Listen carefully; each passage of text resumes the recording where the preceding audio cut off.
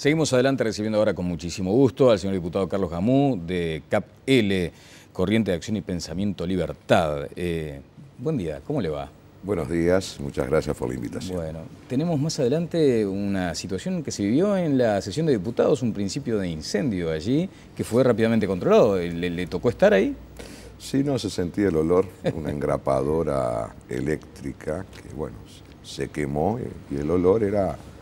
No se asusta un poco. Era inquietante, ¿no? No, porque en realidad creo que en Uruguay también carecemos de una política seria de prevención, en el sentido de que, bueno, no se hacen simulacros de incendio nunca. Sí. Entonces, cuando esas cosas suceden, sobre todo en ámbitos donde hay tanta gente, claro, generalmente, bueno, uno suele inquietarse un poco. Desde ya, bueno, ya lo decía el presidente Orrico, allí había una situación a preservar desde el punto de vista humano y desde el punto de vista patrimonial, ¿no? Sin duda, sí.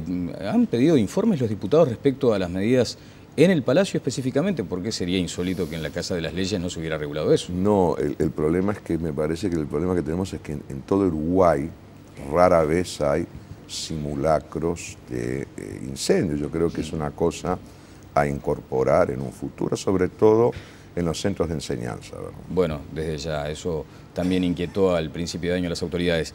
Bueno, lo hemos convocado. Ayer estuvo compartiendo, luego vamos a hablar de eso, un refresco, tengo entendido, en un bar con el ministro de Defensa. ¿Es posible? Sí, sí. Bueno, porque queríamos conocer algunos detalles de lo que usted entiende como la gestión del ministro Huidobro y sobre todo algunas situaciones vinculadas a la defensa. Un comentario de un analista político calificado respecto a esta elección en los Estados Unidos, por ejemplo. Mire, yo le decía fuera de micrófonos que es muy difícil que en Estados Unidos un presidente no sea reelecto. Y haciendo memoria, desde, bueno, Kennedy terminó asesinado, pero después Johnson fue reelecto, Nixon fue reelecto, luego Carter no, el único presidente que no es reelecto, Reagan fue reelecto, Clinton fue reelecto, los dos Bush fueron reelectos sucesivamente, y bueno, y Obama ahora es reelecto. Es cierto que en un sistema como el estadounidense, el hecho de esa especie de aura majestática que te da la presidencia, bueno, te facilita un poco, claro, la campaña electoral. De cualquier modo, con ahora una situación de un pueblo aparentemente muy polarizado. Sí, no, lo que puede llamar la atención es cómo un presidente gana, pero no tiene mayoría en la Cámara. Pero recordemos que en Estados Unidos los partidos políticos no son como los partidos, claro, políticos uruguayos, no son disciplinados. Es decir, el presidente cada vez que tiene que sacar una ley, tiene que salir a pelear los votos, aún dentro de su propio partido. Y en realidad los demócratas conservadores están más cerca de los republicanos liberales en muchos temas. Pero digo, ahí siempre se va a gobernar. Claro, bueno, hubiera votado Obama, digamos. Sin duda. Lo hubiera votado.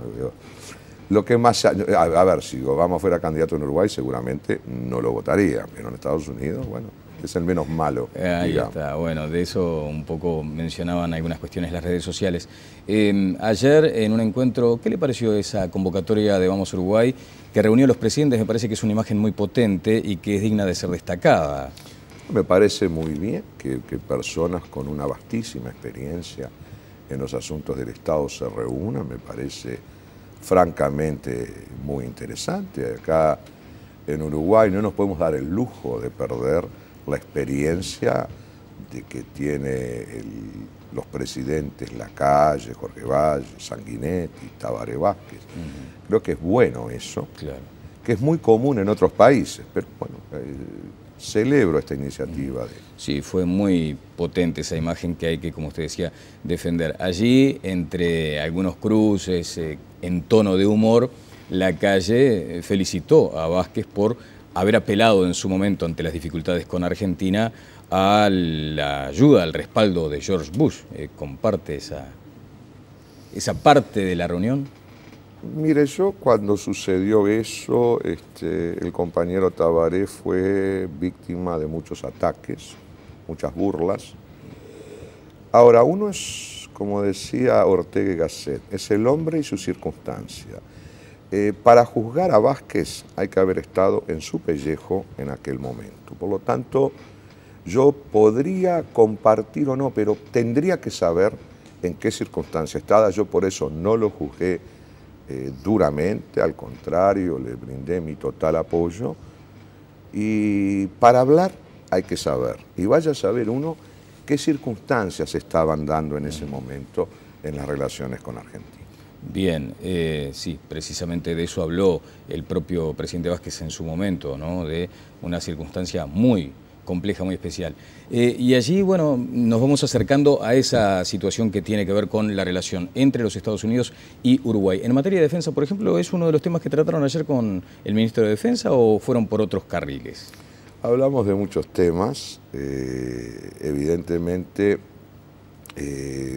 hablamos más que nada del futuro, ¿verdad? De 20 o 30 años. Bueno, esa mirada prospectiva muy de Fernández Huidobro.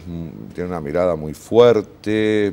Estuvimos hablando de lo que va a ser la sociedad postpetróleo, el enorme problema que tenemos con los residuos, el tema energético, y el tema de defensa también, porque en realidad, usted fíjese que en el futuro quizás los elementos importantes para las guerras no va a ser el petróleo, sino va a ser el agua. Y nosotros estamos sentados arriba de un manantial de agua. Entonces, ¿cómo debemos abocarnos a una estrategia de defensa que ayude a preservar nuestras riquezas naturales? Y se avanzó en esa estrategia de defensa precisamente con los Estados Unidos. Sí, por lo menos se comparten cosas. Nosotros, se sabe que Fernández Huidobro no comparte aquello que era el TIAR, ¿verdad? Claro. Que nunca entró en vigencia, y cuando tuvo que entrar en vigencia, con el caso de la Guerra de las Malvinas, no entró en vigencia. Entonces, los temas de defensa son temas a veces áridos, ríspidos, pero más vale prevenir que curar, y en ese sentido tenemos a un ministro que es un gran estudioso de esos temas. A veces se generan suspicacias o se puede llegar a herir la susceptibilidad de aquel votante tradicional del Frente Amplio cuando se menciona este tipo de pensamiento estratégico con Estados Unidos. Sí, pero el tema es que la realidad impone, ¿verdad? Nosotros atacamos ferozmente lo que consideramos el imperialismo norteamericano, pero digo, nosotros no podemos mudarnos de barrio, pero ninguno de esos que ataca dice, bueno, rompamos relaciones con los Estados Unidos. Sería de poco realismo. Claro. Bueno, ayer la embajadora aquí mismo decía eso, que muchas veces hay que precisar las cuestiones en términos históricos y en los momentos que se están viviendo. Hoy aquello del imperialismo parece haber quedado atrás.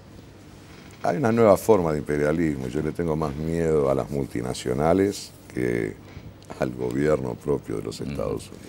Bueno, a propósito de multinacionales nos vamos acercando también al tema que nos convoca, porque todo ha evolucionado a tal velocidad que es inabarcable para la capacidad de razonamiento del ser humano el avance en la tecnología. Claro. Y usted allí intenta también incorporar su postura, su opinión y algunas iniciativas respecto a esa forma de quedar tan expuestos en las redes sociales, en la internet, y apunta precisamente a preservar la intimidad. Sí, más que el derecho a la privacidad. Exactamente. Como bien dice usted, mire, cuando se inventó el automóvil, el Código Penal no tenía una norma que castigara, por ejemplo, al que atropelle a una persona y sigue. Bueno, hubo que crear una norma que estableciera justamente el castigo a todo aquel que no asiste a un accidentado cuando es por su propia culpa. ¿Por qué? Porque se estaba defendiendo el derecho a la vida, ¿verdad? Entonces nuestra Constitución consagra el derecho a la honra de las personas. Pero no hay ninguna norma que esto lo garantice en lo que refiere a lo que se denominan las redes sociales o los medios de comunicación. Paradójicamente, usted fíjese que en su informativo muchas veces personas que cometieron delitos gravísimos, como son primarios, usted no puede publicar ni su foto ni su nombre. Sin embargo, en las redes sociales muchas veces, violando el derecho a la privacidad de las personas, aparecen o grabaciones o filmaciones que atentan directamente contra el derecho a la privacidad de esas personas. Este caso que tuvimos acá en Uruguay, así hubiéramos agarrado al sinvergüenza que publicó eso, no hay en nuestro Código Penal una norma que castigue hacer eso. Claro, usted se está no refiriendo... Está garantizado el derecho a la publicación del video íntimo de la deportista Cris Namuz. ¿Usted entiende entonces que hay un vacío allí y que es probable legislar para que haya una pena de 2 años, de como 6 mínimo? meses de prisión a 2 años de penitencia. ¿Sabe por qué además me parece importante legislar? Lo que sucedió con Cris Namuz causó en Uruguay una admirable alarma, a mi juicio, pero investigando con un equipo que está trabajando conmigo, encabezado por la doctora María José Morena, descubrimos que en Canadá una chica de 15 años se suicidó por un tema de estos. Sí, emitimos el informe acá, tremendo. En Paraguay se suicidó un hombre. Entonces, antes de que pasen esas cosas, ¿por qué no le ponemos coto, con tiempo, analizamos bien?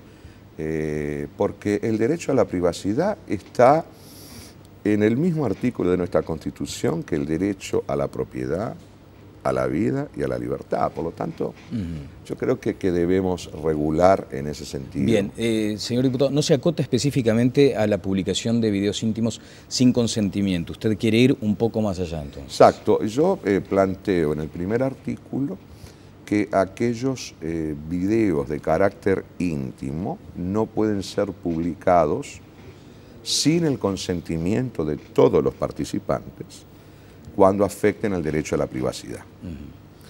En segundo lugar, basta, en segunda parte del artículo, basta, y el consentimiento tiene que ser expreso, tiene que ser expreso. Que se encargue el que lo quiere subir a la red de conseguir el consentimiento expreso para poder publicar. Consentimiento expreso que una nota firmada, bueno, digamos. El problema es del que lo sube, que se ocupe él. Yo no me voy a ocupar de eso.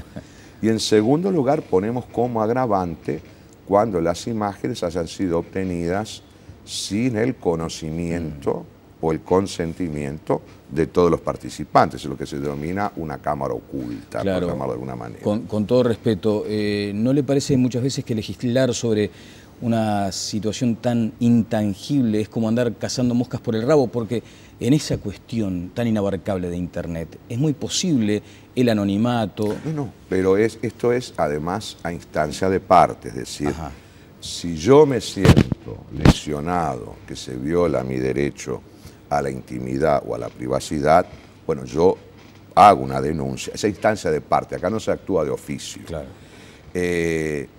Lamentablemente, como bien dice usted, no vamos a poder perseguir el anonimato, ese facilongo que existe hoy, pero sí cuando se publican imágenes en las redes, filmaciones y cosas, y yo creo que le tenemos que poner coto. Pero ¿qué pasa?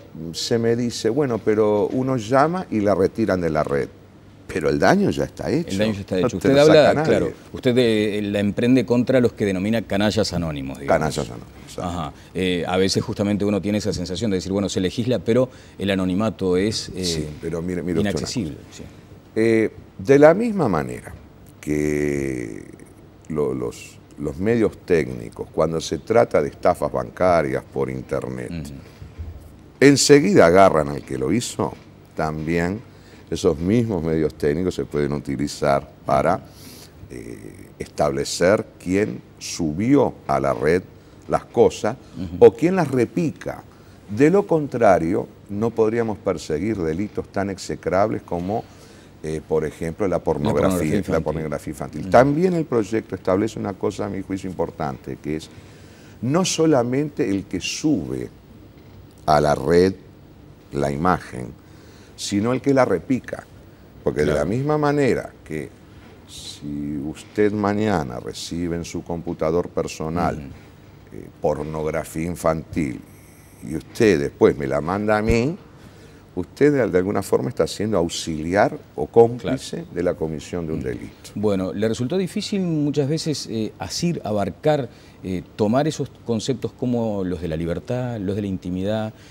Porque muchas veces legislar sobre aspectos tan subjetivos es complejo.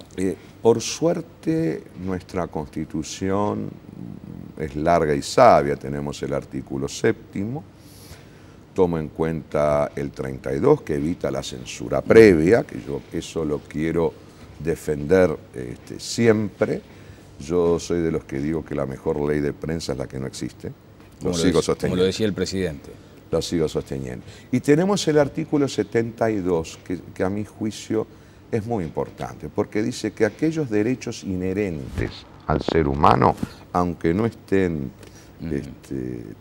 tácitamente, explícitamente puestos, igual se deben respetar. Por otro lado, bueno, está los pactos de derechos humanos que ha firmado Uruguay, que también forman parte de nuestro derecho positivo. Por lo tanto, los conceptos, si bien puede parecer difícil el concepto de intimidad y de privacidad, todos sabemos a lo que nos referimos. Y también tenemos la ventaja en Uruguay que tenemos un poder judicial independiente que actúa con sentido común, lo que se llama la libre convicción de los jueces y la sana crítica, de acuerdo a lo que me han dicho mis asesores. Está muy bien. Muchas veces esa libertad de interpretación de los jueces genera otras controversias, ¿no? Y permítame simplemente hacer un paréntesis en un aspecto vinculado con la tecnología también para la prevención de la violencia de género. Los jueces de familia que entienden, están asistidos por la ley como para descartar la posibilidad de instalar ese dispositivo. ¿Tiene alguna reflexión sobre ese punto? Me parece una barbaridad. Yo creo que hay que implantarlo, el dispositivo. También para evitar tragedias. Claro. Si con la pulsera esa yo puedo ayudar a que una mujer no la golpeen, así salve a una sola, yo pongo la pulsera. Bien. Diputado, ¿qué acogida ha tenido la iniciativa no solo en, digamos, los sectores de la sociedad que usted consultó, en el propio Parlamento? Bueno, yo le hablé con mi sector político, ayer fue presentado a la bancada del Frente Amplio. En principio la acogida ha sido buena. Me congratulo también que el ministro interino del Interior, el licenciado Jorge Vázquez, haya apoyado esta iniciativa, pero sobre todo creo que refleja un sentido común de los orientales, de que debemos, no tenemos que copiar lo malo de otros países. Claro. Y bueno, si con esto le ponemos coto, tanto mejor. Aparte, si usted me permite, todos somos padres, tíos, algunos seremos abuelos, todos tenemos hijas, hijos, hermanos, amigos, y no nos gustaría que pasaran por el infierno que le tocó pasar a esa gran boxeadora que es Krishna Mus. Y lo que no nos gusta que nos hagan a nosotros, tampoco podemos permitir que se lo hagan a los demás. Está muy bien. Bueno, uno lo ve a esta hora hablando con esa calma, con esa ponderación, cuidando las palabras. Y lo mismo de Krishna Mus le provocó a usted otro incidente. Que muchos recuerdan seguramente cuando aquel festejo en el partido de rugby en el Charrúa. Y algunos dijeron, ¿no se le habrá soltado la cadena a Gamú? Ahí me salió el vasco. Reconozco que me fui... Como dicen, me fui de mambo. Me fui de mambo. El tema es que me había producido tal indignación lo que le había pasado y me puse en el lugar, por ejemplo, de Roberto, que es el papá de Krishna Mus, y ahí exploté, ¿verdad? En realidad, ese calificativo que usé se lo tendría que haber hecho a los que efectivamente pusieron la muñeca, pero en ese irme se me fue y generalicé a todo el mundo del rugby, cosa absurda. Yo tengo amigos que viven en Carrasco también, pero me brotó mucho la rabia porque lo vi hasta como un tema de clase, ¿verdad? Es decir, se meten con esta gurisa, es una gurisa, es menor que mi hija, se meten con esta gurisa porque no proviene de una clase alta, porque es boxeadora. Pero se arrepintió de ese momento. Pero me fui de mambo. Ajá. Y a todos aquellos que se sintieron afectados injustamente por mis palabras, bueno, pido disculpas porque uno también es humano y se equivoca. Claro, bueno, me parece, ¿lo había hecho públicamente ya este? No, lo hago por primera vez acá bueno, en los estudios. Seguramente serán aceptadas por las personas que tan afectadas quedaron en aquel momento. Le quiero agradecer mucho, Gamú. Se lo nota siempre muy elegante con el color. ¿Es por cábala lo del color negro? Mire, el color negro es una promesa que tuve en su momento con mi hija, que si salvaba todos los exámenes iba a ir siempre de negro al Parlamento. Como afortunadamente me da muchas alegrías, por cábala me sigo vistiendo de negro, bueno, para que siga y pronto tengamos a la maestra Alfonsina Gamú en alguna escuelita del Uruguay. ¿Vocación allí? ¿Mucha vocación? Tiene mucha vocación, tiene mucha vocación. Bueno, que así sea entonces. Me imagino que estaba invitado al brindis de desagravio. Que estaba. ¿Iba a acudir? Sí. Por supuesto que iba a acudir, porque bueno, yo no preciso un brindis para que tanto el Quique Pintado como el Ñato Lorenzo sepan que yo los apoyo a muerte, porque aparte lo declaro en todos lados, pero si se hacía eso yo iba a acudir, ¿cómo no? Me parece que se hizo un mar de fondo ahí, porque como dijo mi amigo el diputado Pozzi, tanto lío por un asado. Bueno, claro.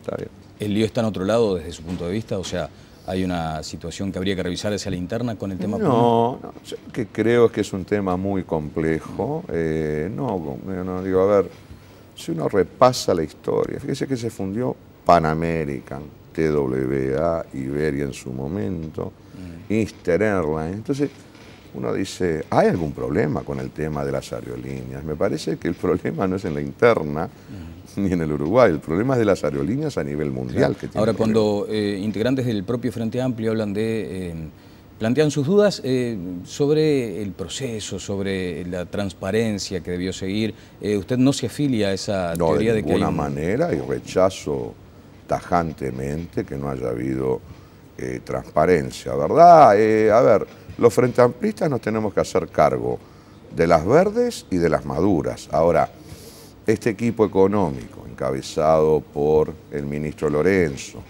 y el vicepresidente, nos han dado maduras y pico, que nos permitieron, entre otras cosas, volver a ganar el gobierno en el 2009. Bueno, cuando sale alguna verde porque salió mal el tema Leadgate, bueno, no podemos transformarlos de brillantes en demonios de un día para el otro. Por eso yo rechazo, y por supuesto rechazo cualquier tipo de insinuación de que hubo falta de transparencia. El senador Loriera acá mismo dijo, puede comprometerse la chance electoral del Frente Amplio por esta situación. ¿No comparte esa mirada? No comparto de ninguna manera. Es más, yo sigo sosteniendo, te recuerda que algunos se reían cuando lo dije, que con Tabaré ganamos con la fusta bajo el brazo, y hace poco hubo una encuesta que así lo está indicando. Muchísimas gracias, Carlos. No, por favor.